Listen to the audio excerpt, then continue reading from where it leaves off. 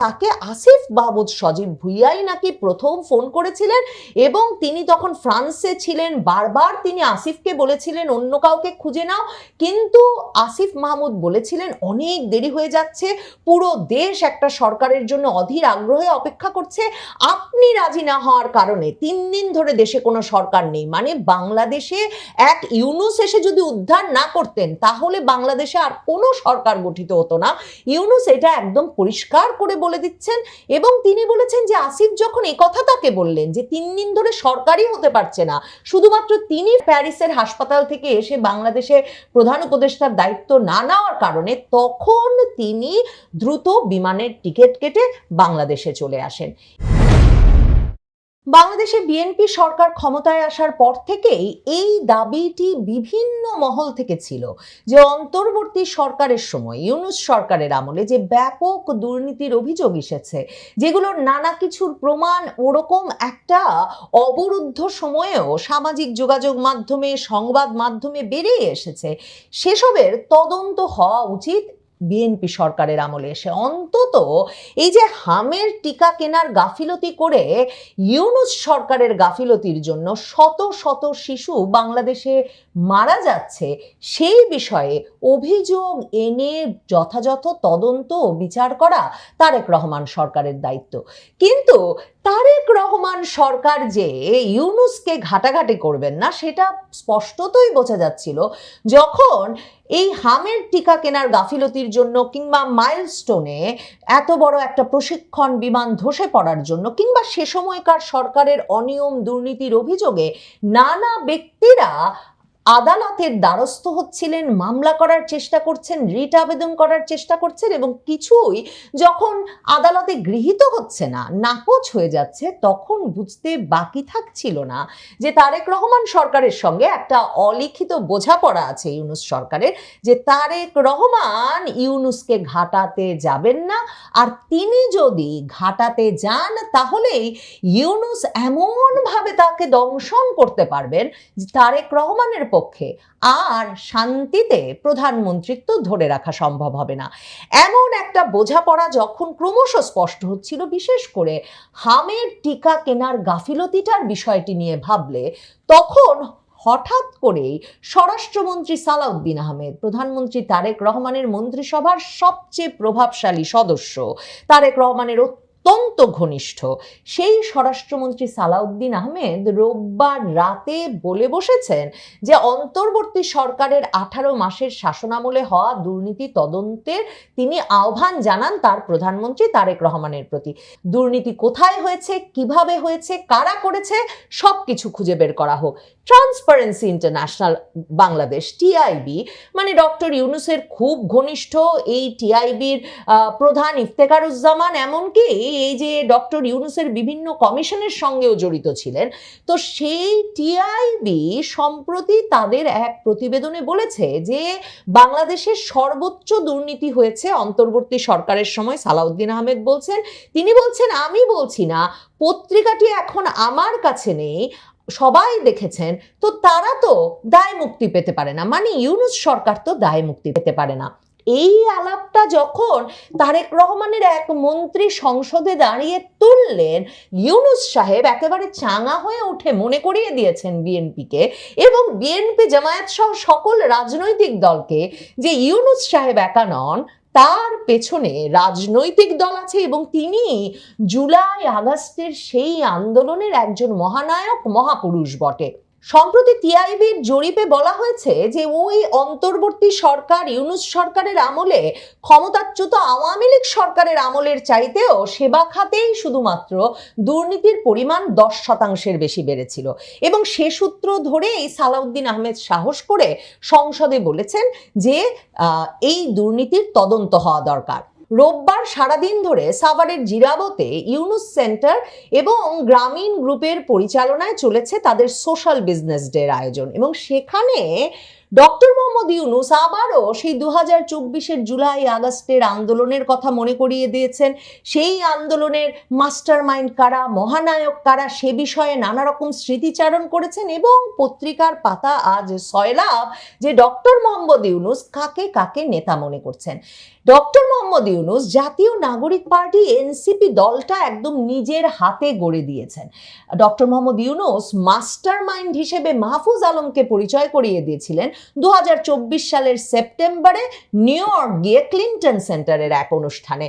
কিন্তু মাহফুজ আলম এখন ছিটকে পড়েছেন। তিনি উপদেষ্টা ছিলেন ডক্টর মোহাম্মদ ইউনূসের মন্ত্রিসভায়, কিন্তু এখন তিনি যেহেতু আর জাতীয় নাগরিক পার্টি মানে ডক্টর মোহাম্মদ ইউনূসের দলে নাই, কাজে তার কথা আলাপ করেন নাই আর ডক্টর মোহাম্মদ ইউনূস এ দফায় তিনি নাহিদ এবং আসিফকে আবারও বিশ্ব সভায় পরিচিত করে দিতে সেই সোশ্যাল বিজনেস ডের সভায় তাদের নিয়ে কথা বলেছেন এবং আবারও এই খবরগুলো শিরোনাম হয়েছে। সংসদে এখন বিএনপি আর জামাতের মধ্যে এখনো আলাপ বিতর্ক বচসা চলছে যে 2024-এর জুলাই আগস্টের আন্দোলনের নেতৃত্ব কি বিএনপি দিয়েছে না জামায়াত দিয়েছে। সম্প্রতি বিএনপির একজন এমপি রশিদুজ্জামান মিল্লাত তিনি প্রধানমন্ত্রী তারেক রহমানের নেতৃত্বের প্রশংসা করে বলেছেন যে বিরোধী দলীয় নেতা ডাক্তার শফিকুর রহমানও তারেক রহমানকেই গণ অভ্যুত্থানের প্রধান নায়ক হিসেবে উল্লেখ করেছিলেন। তার পরপরই ডাক্তার শফিকুর রহমান দাঁড়িয়ে বলেছেন জুলাই গণ অভ্যুত্থানের মাস্টারমাইন্ড বা মূল পরিকল্পনাকারী হিসেবে কোনো একক ব্যক্তিকে মানতে নারাজ জামায়াতে ইসলামীর আমির তিনি নিজে, এবং তিনি বলেছেন যে তিনি মনে করেন যে গণ অভ্যুত্থানের কৃতিত্ব কোনো একক ব্যক্তি বা নেতৃত্বের কাছে সীমাবদ্ধ রাখা যাবে না। ওই সময় যাদের নেতৃত্বে এই অভ্যুত্থান সফল হয়েছে আমরা সবাই অন্তর থেকে তাদের সম্মান করি, ভালোবাসি, তাদের সেই জায়গাটা ঠিক রাখতে হবে। তিনি মনে করিয়ে দিয়ে বলেন যে সাবেক অন্তর্বর্তী সরকারের প্রধান উপদেষ্টা ডক্টর মোহাম্মদ ইউনূস তিনি তো আমেরিকায় গিয়ে একজনকে মাস্টার মাইন্ড বলেছিলেন। আমি প্রথমেই এর প্রতিবাদ করে বলেছি এই আন্দোলনের একক কোনো মাস্টার মাইন্ড নাই। তার মানে এই যে বিএনপি জামাত এখনো তারা নেতৃত্ব দিয়েছে না তারা নেতৃত্ব দিয়েছে এই নিয়ে তর্ক করছে, আর ডক্টর মোহাম্মদ ইউনূস তখন তার দলের নেতা নাহিদ ইসলামকে পরিচয় করিয়ে দিয়ে সংবাদ মাধ্যমের সামনে সাভারে দাঁড়িয়ে বলছেন যে নাহিদ ইসলাম কোনো ব্যক্তি নন, একটি ইতিহাস। এখন আর তিনি মাহফুজ আলমের কথা বলছেন না, এবার নাহিদ ইসলামের কথা বলে তিনি বলছেন যে আমাদের সঙ্গে আজ এখানে আছেন নাহিদ ইসলাম, সে কোনো ব্যক্তি নয়, একটা ইতিহাস, বিশ্ববিদ্যালয় শেষ করা একটা ছাত্র, সরকারের পতন ঘটিয়েছে, সেনাবাহিনী, পুলিশ, আধা সামরিক বাহিনী সব চেষ্টা করেও তারা সরকারকে টিকিয়ে রাখতে পারেনি। সে সময় ছাত্র জনতার আন্দোলনে প্রায় 1400 মানুষ নিহত হন, সেই অভ্যুত্থানে সামনে থেকে নেতৃত্ব দিয়েছিলেন নাহিদ ইসলাম বলে তিনি নাহিদ ইসলামকে সামনে নিয়ে আসেন। আর নাহিদ ইসলাম তখন আবার সম্মানিত সুধীদের উদ্দেশ্যে ইংরেজিতে বক্তব্য রেখে বলেন যে ডক্টর মোহাম্মদ ইউনূসকে তো কেউ চেনে ক্ষুদ্র ঋণের জনক হিসেবে, কেউ চেনে সোশ্যাল বিজনেসের জনক হিসেবে, কিন্তু আসলে তিনি যদি এই জুলাই আগস্ট অভ্যুত্থানের পর দেশের দায়িত্ব না নিতেন তাহলে দেশটা একেবারে রসাতলে যেত। ডক্টর মোহাম্মদ ইউনূস 2024-এর জুলাই আগস্টের স্মৃতিচারণ এখানেই শেষ করেন না। আরেকটা যে বিষয় নিয়ে ব্যাপক তর্ক সেই 2024-এর আগস্টের পর থেকেই আছে, সেটা হচ্ছে কারা কখন ইউনূসকে প্রস্তাব দিয়েছিলেন বাংলাদেশে এসে শেখ হাসিনার পতনের পর দেশের প্রধান উপদেষ্টা হিসেবে দায়িত্ব নিতে। তখন আপনাদের অনেকের মনে থাকবে যে একদিকে শিবির নেতা রাফে সালমান রিফাত, আলী আহসান জুনায়েদ এরা যেমন ইউনূসের সঙ্গে ছাত্র শিবিরের যোগাযোগ হওয়ার বিভিন্ন প্রমাণাদি হাজির করছিলেন, তেমনি এই যে এখনকার ডাকসু ভিপি সাদিক কায়েম ছাত্র শিবির সভাপতি তখনকার, তিনি বলেছিলেন যে তিনি আগস্টের শুরুর দিকেই প্রথম যোগাযোগ করেছিলেন ডক্টর মোহাম্মদ ইউনূসের সঙ্গে এই বিষয়টি নিয়ে যে ডক্টর মোহাম্মদ ইউনূস যেন শেখ হাসিনার পতন ঘটে যাওয়ার পরপরই দেশে এসে এই দায়িত্বটা নেন। কিন্তু এখন ডক্টর মোহাম্মদ ইউনূস বলছেন সেই জাতীয় নাগরিক পার্টি, ডক্টর মোহাম্মদ ইউনূসের যে দল, সেই জাতীয় নাগরিক পার্টির নেতা আসিফ মাহমুদ সজীব ভুইয়াই নাকি তাকে প্রথম প্রধান উপদেষ্টা হিসেবে দায়িত্ব নেওয়ার জন্য ফোন করেছিলেন। এবং ডক্টর মোহাম্মদ ইউনূস এর আগে কিন্তু কখনো আর কারোর নাম উল্লেখ করেন নাই। তিনি যত বিদেশি সংস্থায় এর আগে সাক্ষাৎকার দিয়েছেন, বারবার তিনি বলেছেন যে তাকে ছাত্ররা ফোন করছিল, ছাত্রদের দলকে তিনি বারবার বলছিলেন যে না, আমি এখন দায়িত্ব নিতে পারবো না, অন্য কাউকে খোঁজো। কিন্তু তারা বারবার অনুরোধ করায় তিনি প্যারিসের হাসপাতালে শোয়া অবস্থায় ছিলেন, সেখান থেকে উঠে এসে বাংলাদেশের প্রধান উপদেষ্টা বনে গেছেন। কিন্তু এখন তিনি বলছেন যে তাকে আসিফ মাহমুদ সজীব ভুইয়াই নাকি প্রথম ফোন করেছিলেন এবং তিনি তখন ফ্রান্সে ছিলেন। বারবার তিনি আসিফকে বলেছিলেন অন্য কাউকে খুঁজে নাও, কিন্তু আসিফ মাহমুদ বলেছিলেন অনেক দেরি হয়ে যাচ্ছে, পুরো দেশ একটা সরকারের জন্য অধীর আগ্রহে অপেক্ষা করছে, আপনি রাজি না হওয়ার কারণে 3 দিন ধরে দেশে কোনো সরকার নেই। মানে বাংলাদেশে এক ইউনূস এসে যদি উদ্ধার না করতেন তাহলে বাংলাদেশে আর কোনো সরকার গঠিত হতো না। ইউনূস এটা একদম পরিষ্কার করে বলে দিচ্ছেন। এবং তিনি বলেছেন যে আসিফ যখন এই কথা তাকে বললেন যে 3 দিন ধরে সরকারই হতে পারছে না, শুধুমাত্র তিনি প্যারিসের হাসপাতাল থেকে এসে বাংলাদেশে প্রধান উপদেষ্টার দায়িত্ব না নেওয়ার কারণে, তখন তিনি দ্রুত বিমানের টিকিট কেটে বাংলাদেশে চলে আসেন। এই যে পুরো গল্পটা ডক্টর মোহাম্মদ ইউনূস বলছেন এবং এই যে নাহিদ আসিফকে আবারও তার কাছে টেনে নিচ্ছেন এবং নাহিদ ইসলাম আবার বলছেন অভ্যাগত সুধীর সামনে ইংরেজি ভাষায় যে এই ডক্টর মোহাম্মদ ইউনূস না থাকলে দেশ আর টিকতে পারতো না, তাতে পরিষ্কার বোঝা যাচ্ছে ডক্টর মোহাম্মদ ইউনূস তার রাজনৈতিক দলের সঙ্গে ঘনিষ্ঠ সম্পর্ক রাখছেন।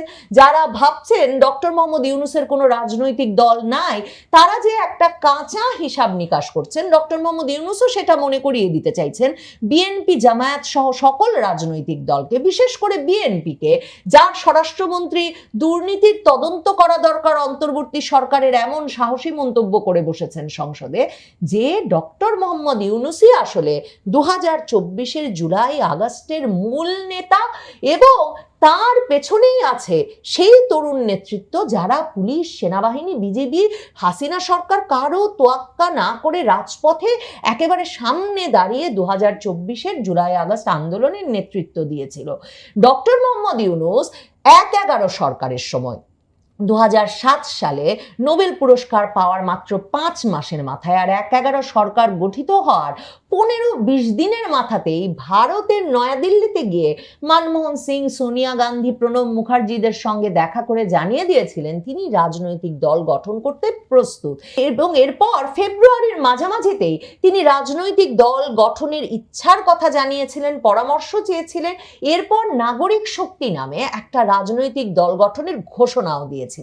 সে দফায় তিনি শেষ পর্যন্ত রাজনৈতিক দল গড়ে তোলায় সাফল্য পান নাই, নিজেই আবার চিঠি লিখে সরে দাঁড়িয়েছিলেন। রাজনৈতিক দল গঠনের যে প্রচেষ্টা তিনি জরুরি অবস্থার মধ্যে মঈনুদ্দিন ফখরুদ্দিন সরকারের সর্বোচ্চ সমর্থনে শুরু করেছিলেন সেই উদ্যোগ থেকে।